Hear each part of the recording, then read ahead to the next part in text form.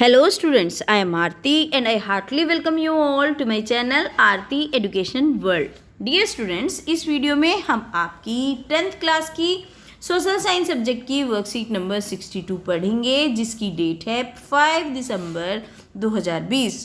प्यारे बच्चों, आज की इस वीडियो में हम आपकी टॉपिक पढ़ेंगे सत्ता की साझेदारी। सत्ता में साझेदारी जो आपका राजनीति विज्ञान से है। हाँ, बिल्कुल ठीक सोच रहे हैं आप। जो पिछली वर्कशीट आई थी वो भी हमारी सत्ता में साझेदारी थी, उसकी हमें रिवीजन करना था। आज भी और रिवीजन में हम करते हैं ढेर सारे क्वेश्चन, तो कुछ इंपॉर्टेंट क्वेश्चन जो उस वर्कशीट में नहीं आ पाए थे वो इस वर्कशीट में दिए गए हैं, है ना। तो this worksheet is going to be a lengthy one, पर इजी भी है साथ साथ और आपके लिए इम्पोर्टेंट भी है। ठीक है, तो हमें करनी तो है ही।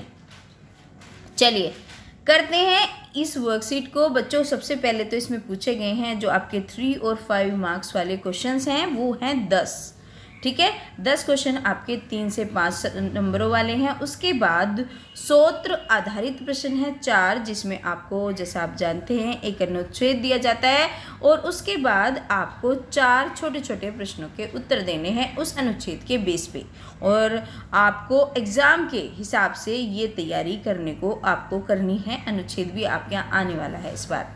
तो चलिए क्या करते हैं। पहला प्रश्न बच्चों, अगर हम सत्ता की साझेदारी की बात करें तो आप समझते ही हो, जब सत्ता का विकेंद्रीकरण कर दिया जाता है, मतलब जो पावर होती है वो एक आदमी के हाथ में न होकर कई आदमियों के हाथ में होती है।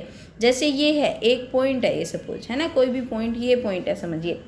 और अगर सारी शक्ति इसके हाथ में आ गई, सब सारे विभाग सारा कुछ, और इसे ही डिसीजन लेना है, तो ऐसा होता था राजतंत्र की सरकार में।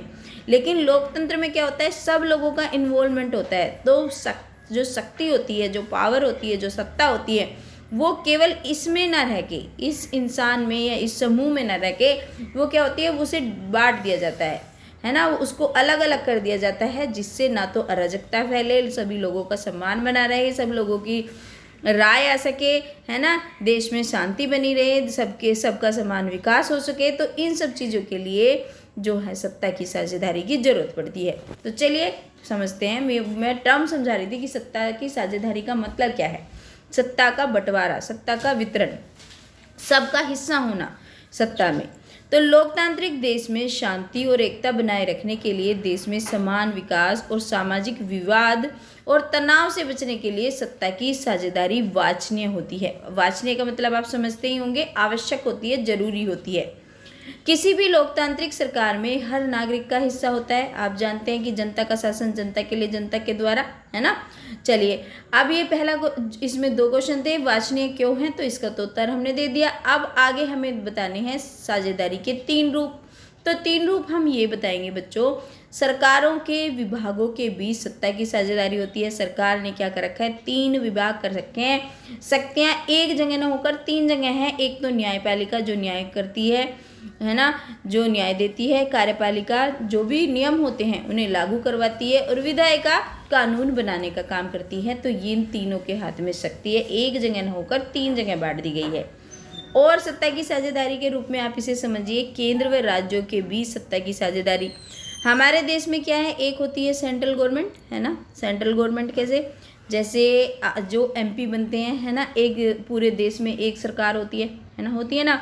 और जैसे नरेंद्र मोदी भारत के प्रधानमंत्री हैं और सारे विभाग अलग अलग मंत्रियों को दे रखी है।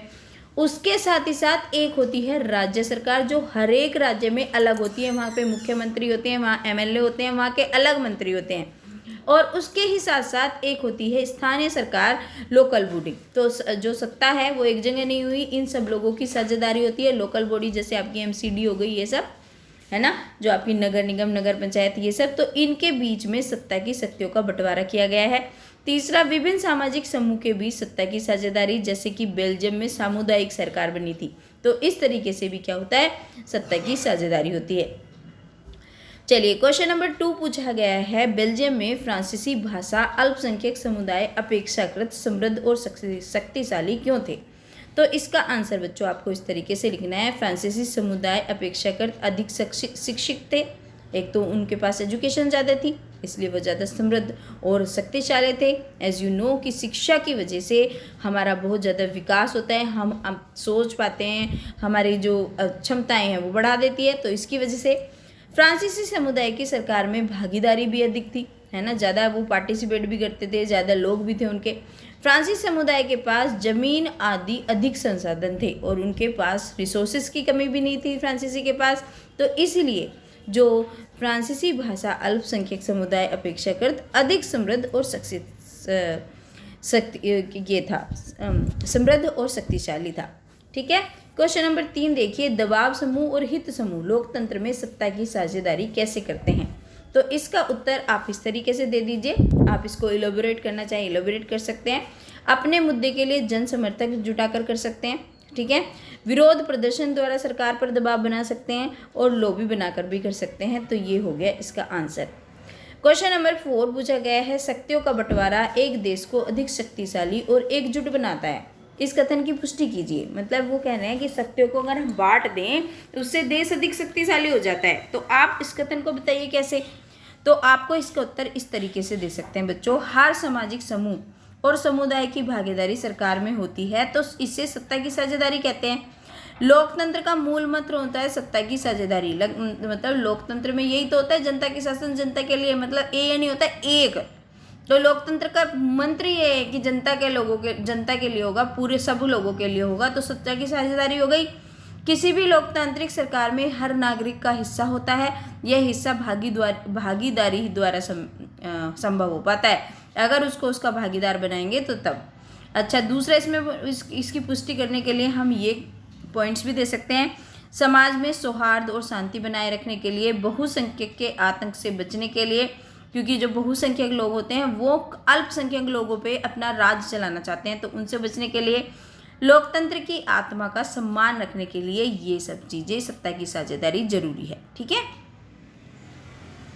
चलिए अब आ जाते हैं 5वें क्वेश्चन में। 5वां क्वेश्चन पूछा गया है, क्षेत्रीय और सांस्कृतिक विविधताओं को समायोजित करने के लिए बेल्जियम सरकार द्वारा अपनाए गए किन्हीं 3 उपायों की चर्चा कीजिए। तो बेल्जियम सरकार ने कई शक्तियां लेकर राज्य सरकार को दे दी थी। केंद्र सरकार में फ्रेंच और डच भाषी मंत्रियों की संख्या एक जैसी निश्चित कर दी थी। राजधानी जो ब्रुसेल्स थी उसकी सरकार में फ्रांस और डच मंत्रियों की संख्या भी एक जैसी कर दी थी, मतलब निश्चित कर दी थी कि एक जैसी रहेगी, है ना। देश में सभी समुदायों के लिए अलग से सामुदायिक सरकार का गठन किया ठीक है, किया गया। तो ये आप लिख देंगे इसका उपाय। ठीक है।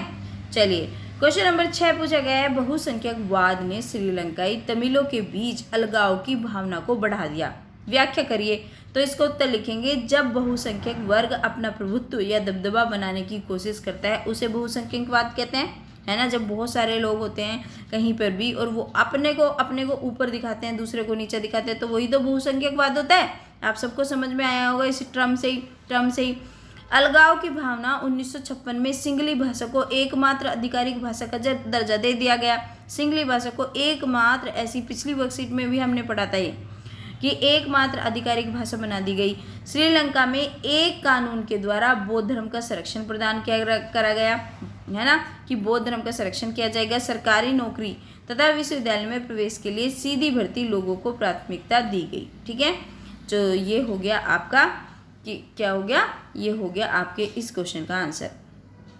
चलिए क्वेश्चन नंबर 7 कर लेते हैं। उन तरीकों की तुलना कीजिए जिनके द्वारा बेल्जियम और श्रीलंका ने सांस्कृतिक विविधता का सामना किया।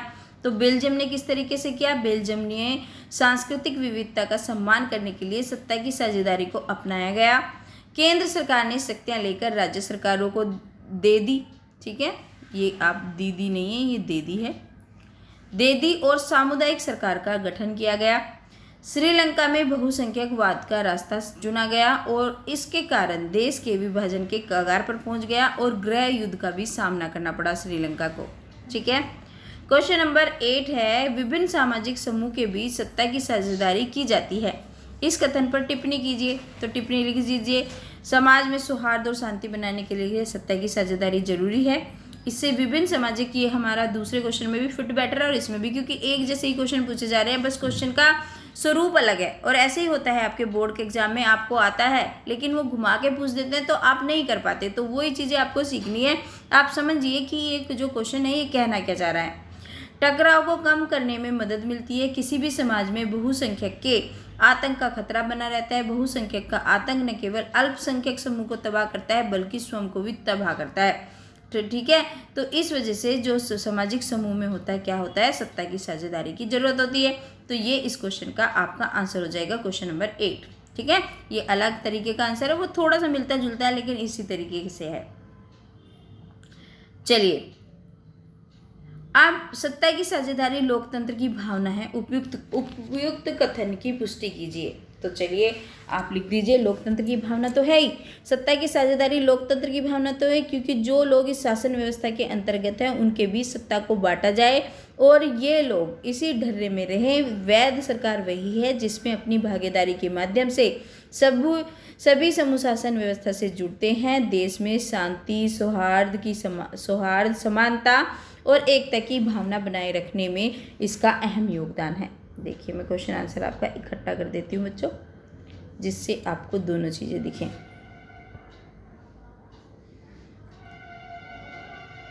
ये देखिए, है ना, सत्ता की साझेदारी लोकतंत्र की भावना है, इसका हम इस तरीके से आंसर लिखेंगे। अब आ जाते हैं क्वेश्चन नंबर 10 की तरफ, जो लास्ट क्वेश्चन है। इसमें जो आपके 3 और 5 नंबर वाले हैं, नीचे आपके सूत्र आधारित प्रश्न आ जाएंगे। बेल्जियम सरकार ने अपनी समस्या का समाधान कैसे किया? तो बेल्जियम सरकार ने कई शक्तियां लेकर राज्य सरकार को दे दी।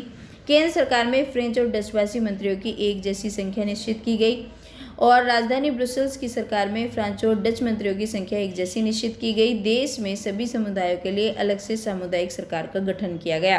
तो ये लिख देंगे आप अपने 10वें क्वेश्चन का आंसर। चलिए बच्चों, अब पढ़ लेते हैं अनुच्छेद और कर लेते हैं सूत्र आधारित प्रश्न। देखिए, राजनीतिक सत्ता का बंटवारा नहीं किया जा सकता, है ना, राजनीतिक सत्ता को तो नहीं बांट सकते। धारणा के विरुद्ध, इस धारणा के विरुद्ध सत्ता की साझेदारी का विचार सामने आया। जब ये धारणा आ गई कि भाई राजनीतिक सत्ता का बंटवारा नहीं कर सकते, तो इसके विरुद्ध विचार आया भाई सत्ता की साझेदारी कर सकते हैं, है ना। अगर सत्ता का बंटवारा तो नहीं कर सकते, सत्ता तो एक ही होगी, लेकिन उसमें कई साझेदार बना सकते हैं, है ना, कई लोगों का, कई चीज़ों का इन्वॉल्वमेंट कर सकते हैं। लंबे समय से यही मान्यता चली आ रही थी कि सरकार की सारी शक्तियाँ एक व्यक्ति या किसी खास स्थान पर रहने वाले व्यक्ति समूह के हाथ में रहनी चाहिए, क्योंकि पहले से ये धारणा थी कि सारे लोग तो डिसीजन ले नहीं सकते, सारे लोग इन्वॉल्व नहीं हो सकते, ना सबकी सहमति हो सकती है।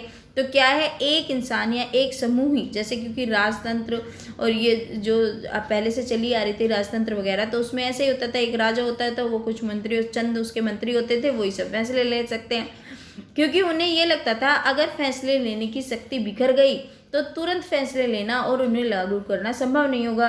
कि भाई देखो, जब सबको अलग अलग शक्ति दे देंगे ऐसा नहीं होगा, एक ही नहीं चलेगी और बहुत सारे लोग इन्वॉल्वमेंट हो गए, ना तो सही से डिसीजन लिया जाएगा, ना उन्हें एकदम से लागू करा जाएगा। लेकिन लोकतंत्र का एक बुनियादी सिद्धांत है, जनता की सारी राजनीतिक शक्ति का स्रोत है, कि जनता ही सारी राजनीतिक शक्ति का स्रोत है। सारी जो राजनीतिक शक्ति मिली है वो कहाँ से मिली है? जनता से मिली है। लोकतंत्र का यही सिद्धांत है, जनता के लिए, जनता द्वारा जनता के लिए होगा। इसमें लोग स्वशासन की संस्थाओं के माध्यम से अपना शासन चलाते हैं, है ना। अब मतलब क्या करते हैं, इसमें लोग अपना खुद का शासन होता है ना, तो खुद का ही शासन होता है, लोग खुद चुनते हैं। एक अच्छे लोकतंत्र शासन में समाज के विभिन्न समूह और उनके विचारों को उचित सम्मान दिया जाता है, ठीक है। तो ये हमारा लोकतंत्र शासन में क्या होता है, समाज का कोई भी समूह हो, चाहे वो कम संख्या में अल्पसंख्यक है, चाहे वो बहुसंख्यक है, चाहे वो निर्धन है, चाहे वो अमीर है, चाहे वो किसी प्रोफेशन से बिलोंग करता है, सभी को उचित, मतलब सबके अकॉर्डिंगली उनको रिस्पेक्ट दी जाती है। लोकतंत्र में कोई छोटा बड़ा नहीं होता, ठीक है। तो ये तो अनुच्छेद हमने समझ लिया।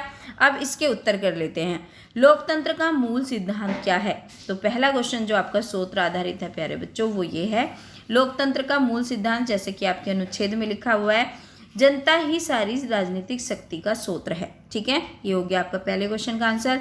दूसरा बी जो क्वेश्चन है, सत्ता की साझेदारी का विचार कैसे आया? राजनीतिक सत्ता का बंटवारा नहीं किया जा सकता, इसी धारणा के विरुद्ध सत्ता की साझेदारी का विचार आया। भाई राजनीतिक सत्ता का तो बंटवारा नहीं कर सकते, सत्ता तो एक ही होना है, लेकिन उसमें साझेदारी तो कर सकते हो। चलिए तीसरा क्वेश्चन है, त्वरित निर्णय लेना और उन्हें लागू करना लोकतंत्र में संभव नहीं होगा। आप इस कथन से सहमत हैं? तर्क सहित उत्तर दीजिए। हाँ, हम इस कथन से सहमत हैं, क्योंकि लोकतंत्र में ज़्यादा से ज़्यादा लोगों की भागीदारी चाहिए होती है, तो उसमें त्वरित निर्णय लेना थोड़ा मुश्किल तो हो सकता है, लेकिन सही निर्णय लिया जाता है। तो आप इससे सहमत तो होंगे कि उन्हें लागू करने में संभव नहीं होगा। त्वरित निर्णय लेना और लागू करने में दिक्कत हो सकती है, लेकिन सही आएगा। ठीक है, चलिए इसका डी है, नीचे ऊपर दिए गए अनुच्छेद का संक्षिप्त विवरण अपने शब्दों में लिखिए। तो बच्चों आप अपने हिसाब से कुछ भी लिख सकते हैं। राजनीतिक सत्ता का बंटवारा तो हम नहीं कर सकते, लेकिन सत्ता की साझेदारी जरूर कर सकते हैं, है ना। यही तो है विचार। भाई राजनीतिक सत्ता को तो बांट नहीं सकते, लेकिन उसकी सत्ता में लोगों के साझेदार बढ़ा सकते हैं, क्योंकि सरकार की सारी शक्तियां एक व्यक्ति के हाथ में रहने से अराजकता फैल सकती है, और अगर फैसले लेने में शक्ति बिगड़ गई तो एकदम फैसले लेना लागू करना संभव नहीं है। ठीक है, सत्ता की साझेदारी से निर्णय लेने में सभी लोग साझेदारी होगी और समाज के हर वर्ग को सम्मान मिलेगा। तो ये हम इस अनुच्छेद से समझते हैं कि सत्ता की साझेदारी होगी तो हर एक इंसान को उसका सम्मान प्राप्त होगा। ठीक है, चलिए